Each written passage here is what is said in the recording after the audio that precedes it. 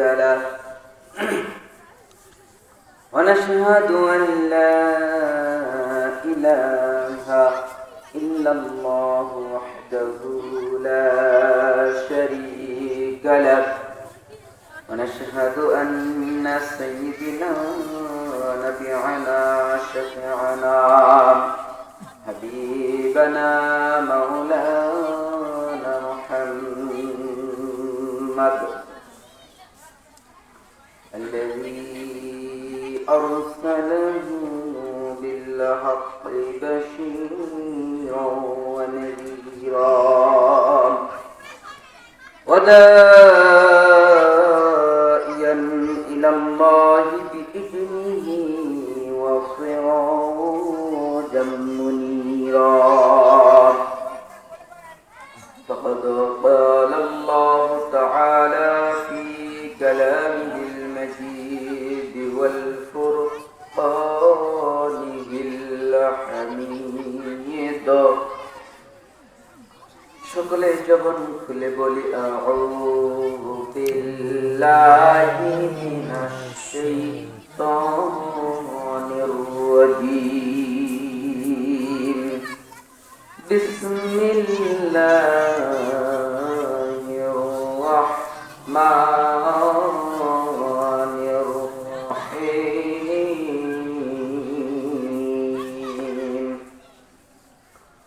والذي أرسل رسوله بالهدى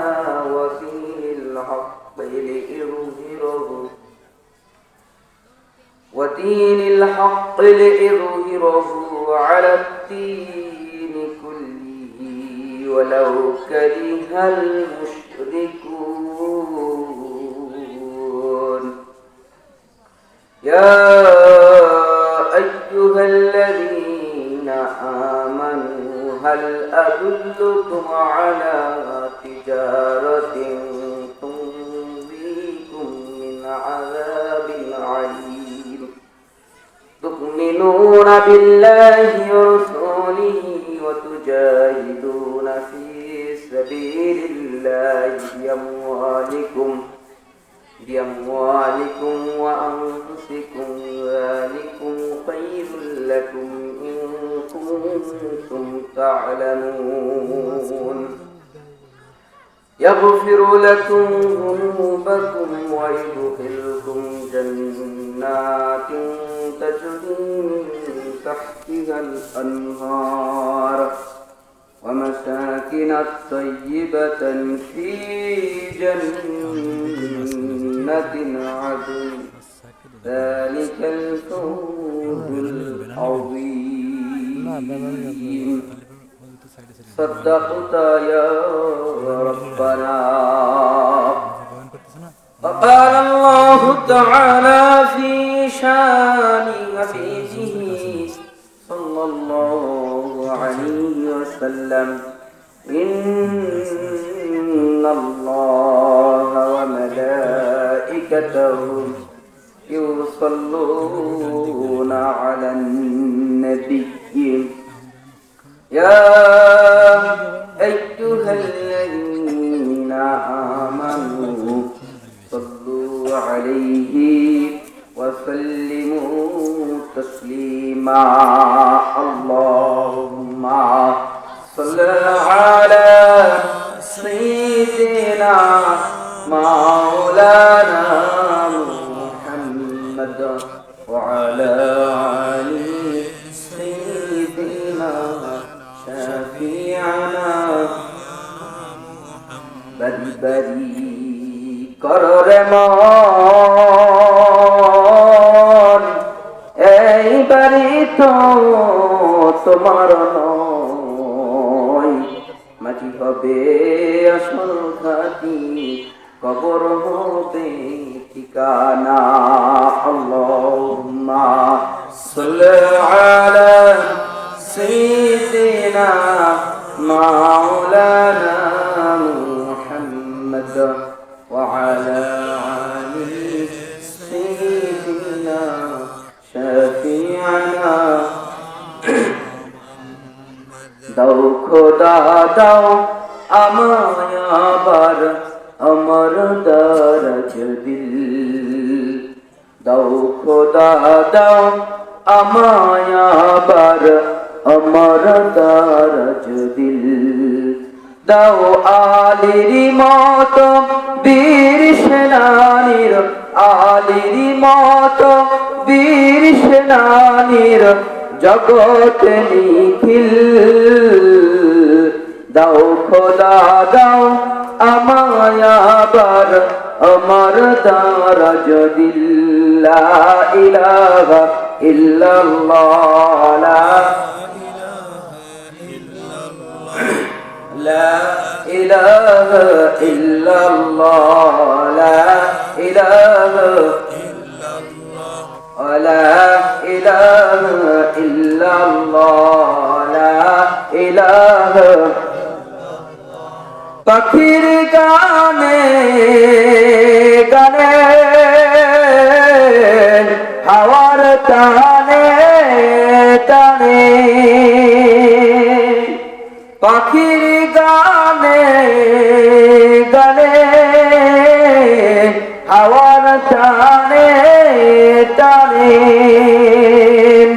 ওই নরেরি সূর্য দিয়া ওই নমেরি নূর দিয়া বলে সবে ইল্লাল্লাহ লা ইলাহা ইল্লাল্লাহ লা ইলাহা লা ইলাহা ইল্লাল্লাহ মুহাম্মাদুর রাসূলুল্লাহ সকলে বলি সাল্লাল্লাহু আলাইহি ওয়াসাল্লাম। আলহামদুলিল্লাহ, সমস্ত প্রশংসা সেই রব্বুল আলামিনের দরবারে যে রব্বুল আলামিন আমাদেরকে ভালোবেসে যাচাই বাছাই করে দুনিয়ার মধ্য থেকে আল্লাহ তাআলা আমাদের জান্নাতুল বাগিচার মধ্যে বসার তৌফিক দান করেছেন। এজন্য খুশি হয়ে সেই মহান রব্বুল আলামিনের দরবারে শুকরিয়া জ্ঞাপন করি। সকলে বলুন আলহামদুলিল্লাহ। লাখো কোটি দরুদ ও সালাম সেই মানবতার মুক্তির কান্ডারি মুক্তির দিশারি রাহমাতুল লিল আলামিন সাইয়্যিদুল মুরসালিন খাতামুন নবীন জনাব মুহাম্মদুর রাসূলুল্লাহ। সকলে বলি সাল্লাল্লাহু আলাইহি ওয়াসাল্লাম। প্রিয় হাজিরিন, আজকের এই যুগায় জামে মসজিদের এই মাঠ প্রাঙ্গণটা আজকে জান্নাতুল বাগিচা হিসেবে আল্লাহ কবুল করে নিয়েছেন। এখানে কোরআনের কথা হবে, কোরআনের আলোচনা হবে। এই কোরআনের মাহফিলে যদি কেউ এই কোরআনের একটা আয়াত শেখার জন্য বসে যায়, সে বুঝুক আর না বুঝুক, আমার আল্লাহ তাআলা ওই ব্যক্তির আমল নামায় 100 রাকাত কবুল নামাজের সওয়াব দান করে দেবে। বলুন সুবহানাল্লাহ। যদি কেউ এই কোরআনের একটা আয়াত শোনে, প্রত্যেকটা হরফের বিনিময়ে আমার আল্লাহ তাআলা 1000 করে নেকি দান করবেন। বলুন সুবহানাল্লাহ। এই কোরআন আমাদের জন্য কেন এসেছে? কেন এই কোরআন নাযিল হওয়ার দরকার ছিল? এই কোরআন কেন এসেছে? অনেকেই মনে করেন এই কোরআন শুধু পড়বো, নামাজে পড়বো, তেলাওয়াত করবো, মুখস্থ করবো, এরপরে এইভাবেই শুরু হয়ে যাবে। শুধু কি তাই? এই কোরআন কেন এসেছে? আমার আল্লাহ সূরা নাহলের 8 নম্বর আয়াতের মধ্যে আল্লাহ তাআলা বলেন, সূরা আলে ইমরানের 118 নম্বর আয়াত 38 নম্বর আয়াতে আল্লাহ তাআলা বলেন, হাযা বায়ানুল লিন-নাসি ওয়া হুদাও ওয়া মাউইযাতুন লিল মুত্তাকিন। মহান আল্লাহ তাআলা বলেন, এই কোরআন আমি মানুষের, হাযা বায়ানুল লিন-নাস, এটা মানুষের জন্য উপদেশ, হুদাও ওয়া মাউইযাতুন লিল মুত্তাকিন, এই কথা স্পষ্ট ঘোষণা হচ্ছে এই কোরআন হচ্ছে মানুষের জন্য, এবং এটা সুস্পষ্ট মাউইযাতুন উপদেশ লিল মুত্তাকিন, মুত্তাকিদের জন্য। জোরে বলুন সুবহানাল্লাহ। এটা হেদায়েত এবং মুত্তাকিদের জন্য উপদেশ। উপদেশের জন্য আল্লাহ তাআলা এই কোরআন নাযিল করেছেন। আমরা সর্ব জায়গায় সবসময় বলি, সূরা ফাতিহার মধ্যে আল্লাহ তাআলার কাছে বলেন, ইহদিনাস সিরাতাল মুস্তাকিম। ওগো রব্বুল আলামিন আল্লাহ, তুমি আমাদের সরল সঠিক পথ দেখাও। কোন পথ? যেই পথে চললে জান্নাতে যাওয়া যায়, জান্নাতের সেই সুন্দর পথ আমাদের দেখাও। আল্লাহ বলেন এই কোরআন তোমাদের সেই সরল সঠিক পথ দেখাবে। মনে করেন আপনার বাবা ঢাকায় বিশাল বড় একটা বাংলো বাড়ি রেখে আপনার গ্রামে চলে এসেছে। মৃত্যুর সময় আপনার বাবা আপনাকে বলে দিল, বাজান তোমার জন্য ঢাকায় আমি একটা বাংলো বাড়ি করে দিয়েছি, তুমি এই যে তোমার ঠিকানা দিলাম, এই ঠিকানা অনুযায়ী তোমরা চলবা, এই পথ অনুযায়ী তোমরা চলবা, তুমি যদি চলে যাও তাহলে সেই বাংলো বাড়িটা পাবা। আপনি এখন ওই ঠিকানা যদি প্রতিদিন সকাল বিকাল শুরু করেন, আহারে আমার বাবা কত সুন্দর বাড়ি করেছেন, বারবার করেন আর মনে করেন যে আমার বাবার কত উপহার, কিন্তু আপনি একবারেও সেই পথ অনুযায়ী সেই ঠিকানা অনুযায়ী আপনি বাড়িতে না পৌঁছান, তাহলে আপনি কি ওই বাড়ি পাবেন? ঠিক তেমনি আল্লাহ তাআলা আমাদেরকে চারটি জগতের মাধ্যমে আমাদের এই দুনিয়ার মধ্যে পাঠিয়েছেন। আল্লাহ তাআলা সমস্ত রূহ জগৎকে একসাথে তৈরি করে বললেন, আলাস্তু বিরাব্বিকুম, আমি তোমাদের প্রভু নই, আমি তোমাদের রব নই। আমরা সকলে এক বাক্যে এক সুরে বলেছিলাম, ক্বালু বালা, হ্যাঁ আপনি আমাদের রব, আপনি আমাদের প্রভু। আল্লাহ তাআলা বলেন তাহলে যাও, এই দুনিয়াতে তোমাদের কিছু কাল কিছু দিন তোমাদের থাকতে হবে, সেখানে তোমাদের থেকে আল্লাহর আমার এই রবের হুকুমত কায়েম করতে হবে, রবের রূপত তোমাদের সেখানে প্রমাণ করতে হবে, তারপরে সেটা হবে তোমাদের জন্য পরীক্ষার জায়গা। আমার আল্লাহ তাআলা সূরা আনকাবুতের মধ্যে বলেন, আহাসিবান নাসু আইয়ুতরাকু আইয়াকুনা আমান্না বিল্লাহি ওয়া হুম লা ইফতানুন। আল্লাহ তাআলা বলেন, আমি কি মানুষকে এই ধারণা করেছি যে মানুষ শুধু বলবে আমি ঈমান এনেছি, এর উপরে ছেড়ে দেবে, অথচ তাদেরকে পরীক্ষা করা হবে না? অবশ্যই আমি তোমাদের পরীক্ষা করব, কারণ আমি তোমাদের পূর্ববর্তীদের পরীক্ষা করেছি, সবাইকে পরীক্ষা করেছি, পরীক্ষা হবে। এই জমিনটা পরীক্ষার জায়গা। এই কোরআন হচ্ছে সরল সঠিক পথ, এই সরল সঠিক পথে চলতে হবে। এই সরল সঠিক পথে চলতে কিন্তু শয়তান আপনাকে দিবে না। শয়তান আপনি এই কোরআনের পথ অনুযায়ী চলতে দিবে না, সে সবসময় বাধাগ্রস্ত করবেন। এই শয়তানের বাধাকে উপেক্ষা করার জন্য আল্লাহ তাআলা সূরা নাহলের ৮ নম্বর আয়াতের মধ্যে আল্লাহ তাআলা বলেন, ফাইযা ক্বারাতাল কুরআন ফাসতাইয বিল্লাহি মিনাশ শাইতানির রাজীম।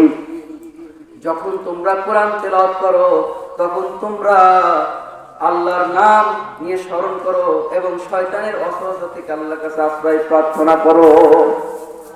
কারণ এই শয়তান কোরআন শুনতে দেবে না, কোরআনে বাধাগ্রস্ত করবে, কোরআন তেলাওয়াতে বাধাগ্রস্ত করবে, কোরআনের তাফসীরে বাধাগ্রস্ত করবে। আমার আল্লাহ তাআলা এই কথা সুন্দরভাবে বর্ণনা করেছেন। আমার রাসূল সাল্লাল্লাহু আলাইহি ওয়াসাল্লাম সুন্দরভাবে তিনি কোরআন তেলাওয়াত করতেন, এত সুন্দর কোরআন তেলাওয়াত করতেন, মক্কার কাফির মুশরিকরা পর্যন্ত রাসূলের ঘরের চারপাশ দিয়ে তারা ঘেরা হয়ে থাকতো, রাসূলের কণ্ঠে কোরআন শুনতো। একদিন আবু জাহেল, আবু লাহাব, উতবা, শাইবা সকলেই চতুর্দিক দিয়ে রাসূল সাল্লাল্লাহু আলাইহি ওয়াসাল্লামের কোরআন শোনার জন্য তার বাড়ির চতুর্দিক দিয়ে ঘিরে বসেছেন। এখন হঠাৎ করে রাসূল সাল্লাল্লাহু আলাইহি ওয়াসাল্লাম কোরআন তেলাওয়াত করতে করতে ফজরের আযান দিয়ে দেয়, সকাল হয়ে গিয়েছে। সূর্য যখন উঠে গিয়েছে তখন আবু জাহেল, উতবা, লাহাব, শাইবা তারা চিন্তা করলো কি ব্যাপার, মানুষ তো আমাদের দেখে ফেলবে, আমরা কোরআন শুনছি, এই কোরআন যদি শুনি তাহলে মানুষ মনে করবে আমরা ঈমান এনেছি, আমরা আমাদের ধর্ম থেকে বিতাড়িত হয়ে গিয়েছি, মানুষ আমাদেরকে আর নেতা মানবে না, আমাদের বড় এলাকারা মানবে না। সুতরাং তারা ভয়ে দৌড় শুরু করে দিল। দৌড়াইতে দৌড়াইতে সকলে মিলে এক জায়গায় গিয়ে তারা ধাক্কা খেল।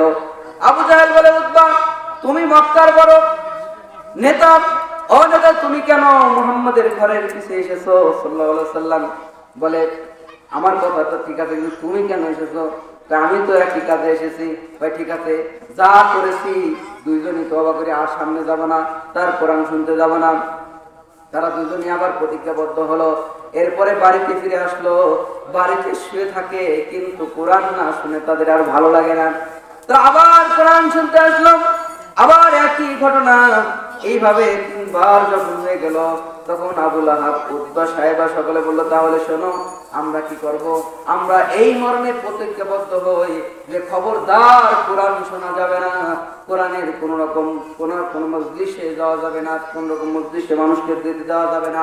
যখনই কোরআন তেলাওয়াত হয় সেখানে হট্টগোল বাজিয়ে দেওয়া লাগবে।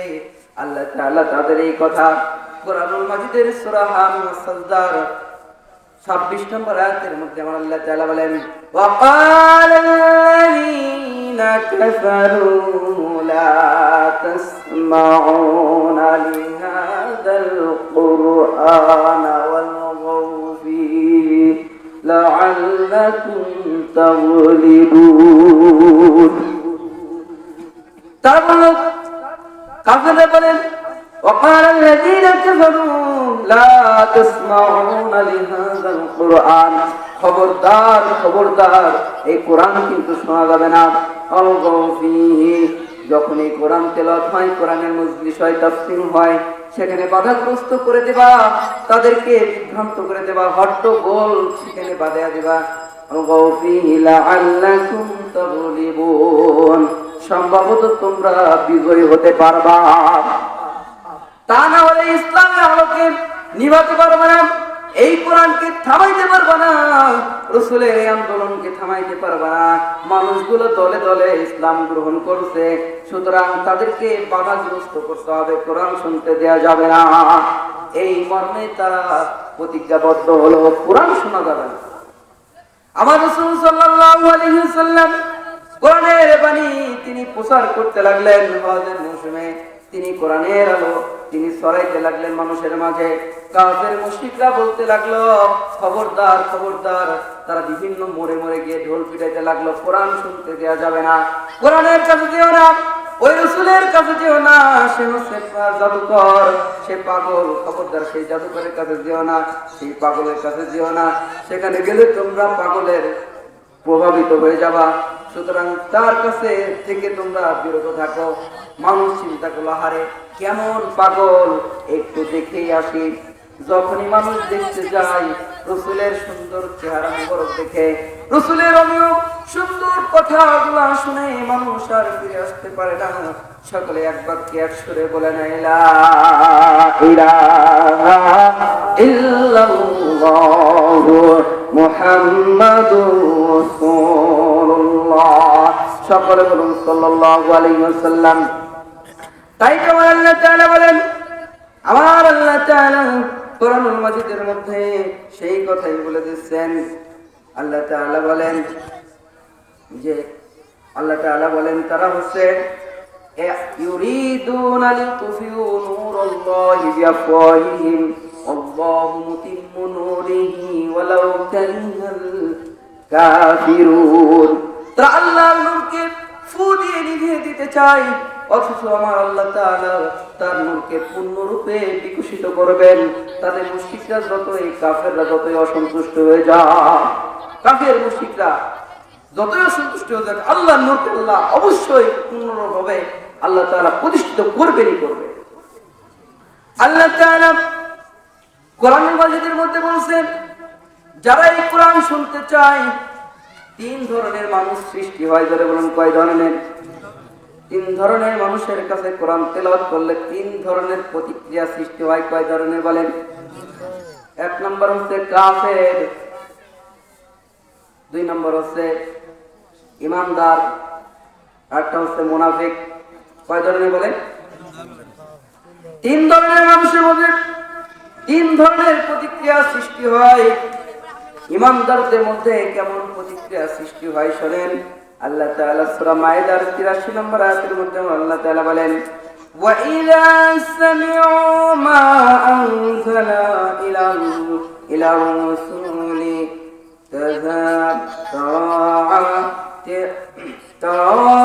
তাআয়ুনুহুম তাফিদু মিনাদ দিমা'i মিম্মা আরাফু মিনাল হাক্কি ইয়াকুলুনা রাব্বানা আমান্না ফাকতুবনা মা'আশ শাহিদিন।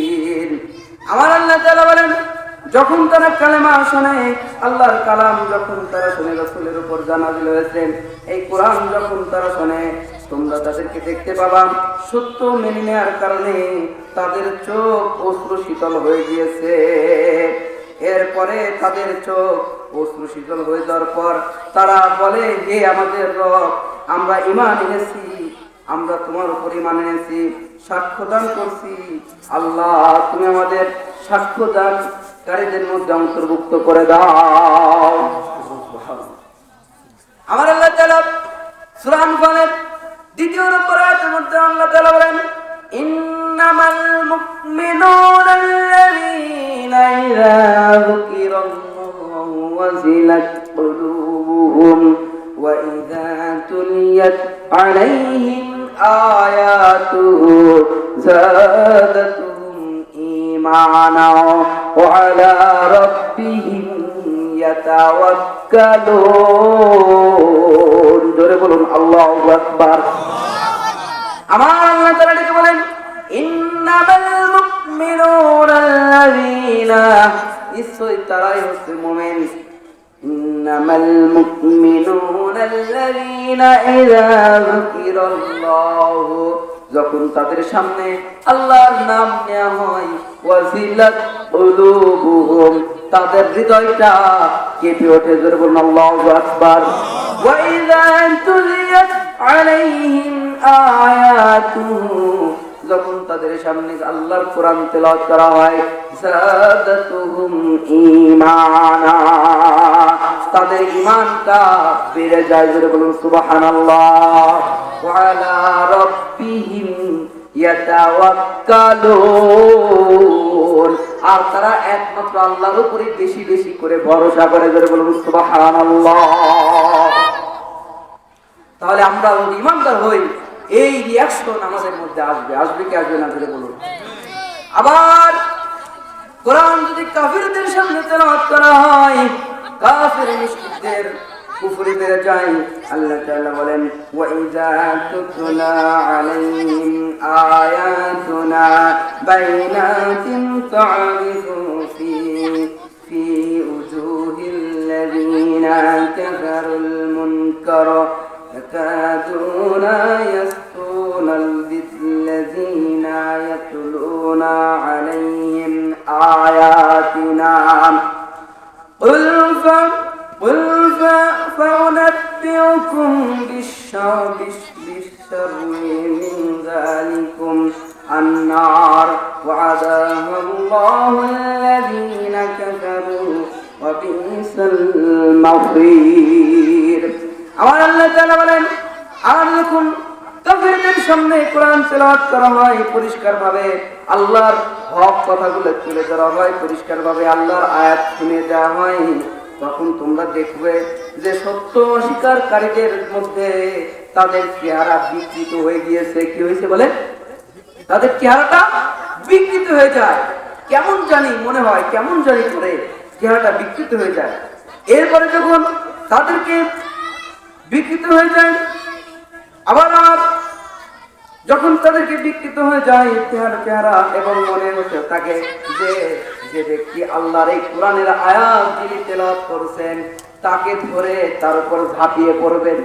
এটা কোরআনের আয়াত। এইভাবে যিনি কোরআনের এই আয়াত তেলাওয়াত করছেন, এই সত্য কথাটা, হক কথাগুলো তুলে ধরছেন, তার উপর ঝাঁপিয়ে পড়তে চাইছে, তাকে ধরে মারবে। এমন কি হয় কি হয় না বলে? বিভিন্ন মাহফিলে বক্তা হক কথা তুলে ধরে, হক কথা বলে, আর যার কারণে বক্তার স্টেজে মারার জন্য কি একবারে রেডি হয়ে ঝাঁপিয়ে পড়ে। বিভিন্ন ভাবে মাহফিল বন্ধ করে দেওয়া হয়। আপনারা দেখেছেন গত 17টা বছরে মাহফিল বিভিন্ন সময় বন্ধ করে দেওয়া হয়েছে।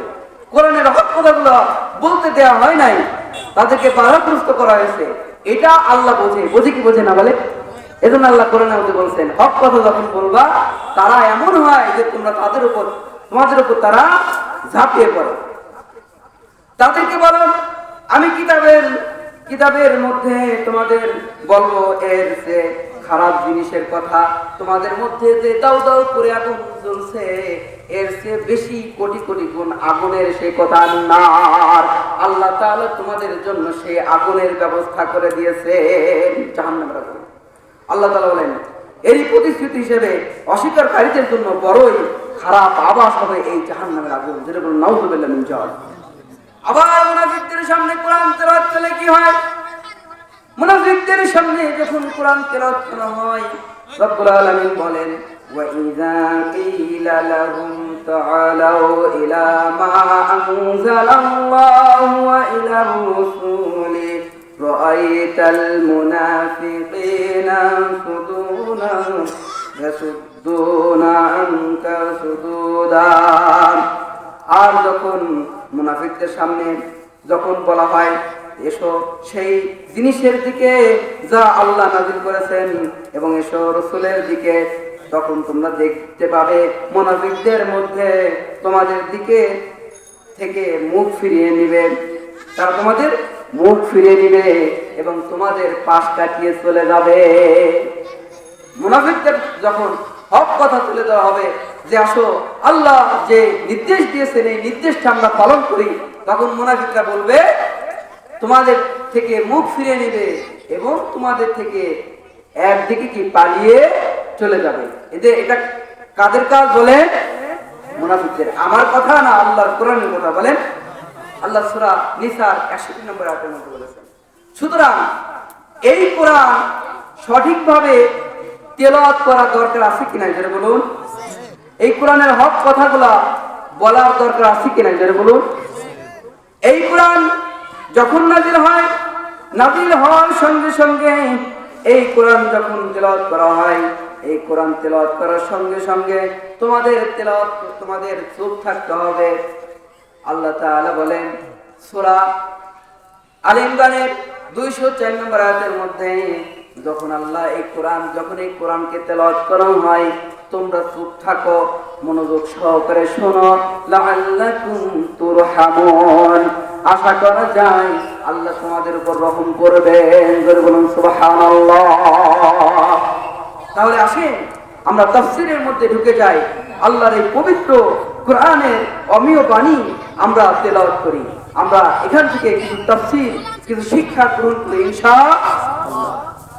কোরআনের থেকে শিক্ষা গ্রহণ করার জন্য কয়েকটা শর্ত আছে, সেই শর্তে বসতে হবে।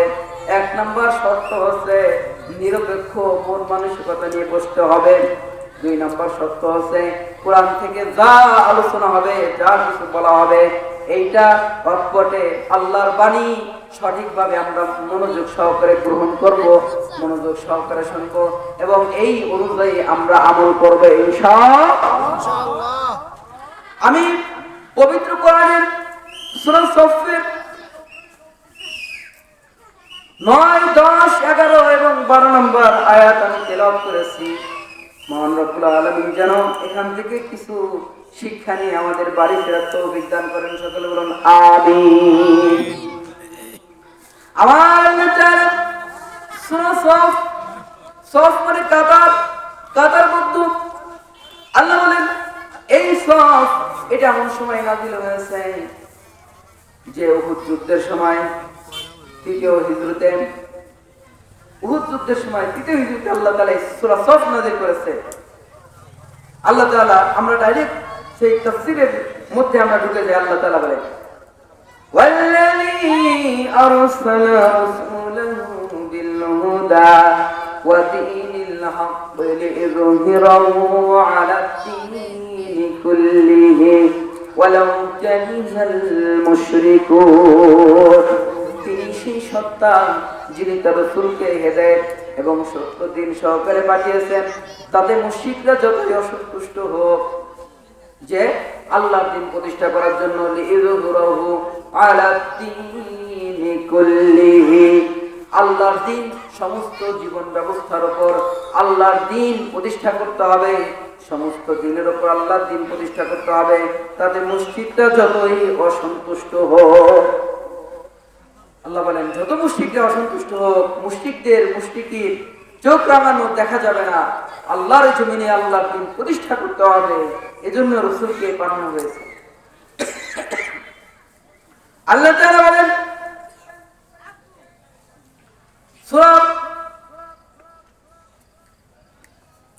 সূরা শুআরা 13 নম্বর আয়াতের মাঝের অংশের মধ্যে আল্লাহ তাআলা বলেন আন আকিমুদ্দীন ওয়া লা তাতাফাররাকু ফীহি, দ্বীন প্রতিষ্ঠা করতে হবে, এটা নিয়ে কোন রকম মত পার্থক্য করা যাবে না। আল্লাহর দ্বীন প্রতিষ্ঠা করতে হবে। কেন? আমার আল্লাহ তাআলা সূরা মায়েদা 40 নম্বর আয়াতের শেষের অংশে আল্লাহ তাআলা বলেন ওয়ামান লাম ইয়াহকুম বিমা আনজালাল্লাহু ফাউলাইকা হুমুল কাফিরুন, যারা আল্লাহর কোরআন দিয়ে আল্লাহর এই বিধান দিয়ে বিচার ফয়সালা করে না তারা কাফের। তারা কি বলে? কাফের।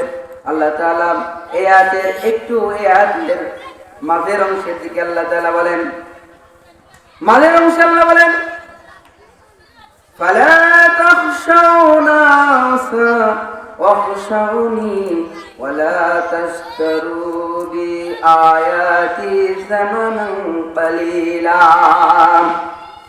ومن لم يحكم بما أنزل الله فأولئك هم الكافرون। মহান আল্লাহ বলেন فلا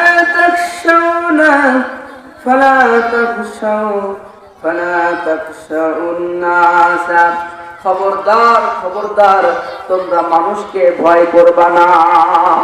আল্লাহ বলেন কোরআনের মধ্যে মানুষকে ভয় করবা না।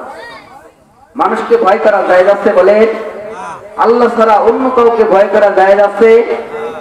আল্লাহ তাআলা কোরআনের মধ্যে বলেন খবরদার মানুষকে তোমরা ভয় করবা না। কাকে ভয় করতে হবে? ওয়াখশানি, শুধু আমাকে ভয় করো, শুধু আমাকে ভয় করো। ওয়ালা তাশতারু বিআয়াতি সামানান কালীলা, আর তোমরা সামান্য তুচ্ছ মূল্যের বিনিময়ে আমার এই কোরআনকে তোমরা বিক্রি করে দিও না। আমার আয়াত বেচে তোমরা আয়াত বেচে দিও না সামান্য মূল্যে। সামান্য মূল্যে আল্লাহর কোরআনে আয়াত কিভাবে বিক্রি করে? কোন মানুষকে কোরআনের হক কথাগুলো বলতে হবে। আল্লাহ রাসূল সাল্লাল্লাহু আলাইহি ওয়াসাল্লাম হাদিস শরীফের মধ্যে বলেন ও আমার সাহাবারা, তোমরা যুবকুল হুজুম থেকে আল্লাহর কাছে আশ্রয় প্রার্থনা করো। সাহাবারা জিজ্ঞেস করলেন ইয়া আল্লাহর রাসূল, যুবকুল হুজুম কি? রাসূল বললেন যে এটা হচ্ছে এমন একটা জাহান্নামের এমন একটা ঠিকানা, এমন একটা উপত্যকা, এমন একটা জায়গা যেই জায়গা থেকে জাহান্নাম প্রতিদিন আল্লাহ তাআলার কাছে 400 বার আশ্রয় প্রার্থনা করে। সাহাবারা জিজ্ঞেস করলেন ইয়া রাসূল, এই যুবকুল হুজুরের মধ্যে কারা যাবে? রাসূল বললেন ওই যুবকুল হুজুরের মধ্যে যাবে হচ্ছে ওই সমস্ত আলেমরা যারা সামান্য তুচ্ছ আল্লাহর কোরআনকে বিক্রি করে স্বৈরাচারী শাসকের গোলামি করেছে, আল্লাহর হক কথা না বলে স্বৈরাচারী শাসকের গোলামি তারা করেছে। এই সমস্ত লোকরা হচ্ছে যুবকুল হুজুরের মধ্যে যাবে। আল্লাহর দ্বীন প্রতিষ্ঠা করতে হবে, কারণ আল্লাহ বলেছেন আল্লাহর কোরআন দিয়ে বিচার ব্যবস্থা যারা করবে না তারা হচ্ছে কাফের। এরপরে আয়াতে আল্লাহ তাআলা বলেন وَكَتَبْنَا عَلَيْهِمْ فِيهَا إِنَّ النَّفْسَ بِالنَّفْسِ وَالْعَيْنَ بِالْعَيْنِ وَالْأَنفَ بِالْأَنفِ وَالْأُذُنَ بِالْأُذُنِ وَالسِّنَّ بِالسِّنِّ وَالْجُرُوحَ قِصَاصًا فَمَنْ تَصَدَّقَ فِيهِ فَهُوَ كَفَّارَ لَهُ وَمَنْ لَمْ يَحْكُمْ بِمَا أَنزَلَ اللَّهُ فَأُولَئِكَ هُمُ الظَّالِمُونَ। আল্লাহ তাআলা বলেন নাকের বদলে নাক, আমি ফরজ করে দিয়েছি কিসাস, আমার বিধান হচ্ছে কেউ তোমার জীবন নিলে জীবনের বদলে জীবন, জীবনের বদলে জীবন, নাকের বদলে নাক, চক্ষুর বদলে চক্ষু, কানের বদলে কান, আর তোমার যে জখম করেছে সেই জখমের বদলে ততটুকু জখম, আর যদি কেউ মাফ করে দেয় সেটা তার জন্য হবে সদকা, তার জন্য হবে কাফারা। আল্লাহ তাআলা বলেন আমার এই আয়াত দিয়ে যারা বিচার করবে না, আমান লাম ইয়াহকুম বিমা আনজালাল্লাহু ফাউলাইকা হুমুল কাফিরুন, যারা আল্লাহর কোরআন দিয়ে বিচার করবে না তারা হচ্ছে জালেম। সুতরাং আল্লাহর জমিনে আল্লাহর দ্বীন প্রতিষ্ঠা, আল্লাহর কোরআন আইন প্রতিষ্ঠা করতে হবে, এটা হলো কি ফরজ। এই কাজ করলে কি লাভ? আল্লাহ তাআলা বলেন ইয়া আইয়ুহাল্লাযীনা আমানু হাল আদুল্লুকুম আলা তিজারাতিন তুনজিকুম মিন আযাবিন আলীম।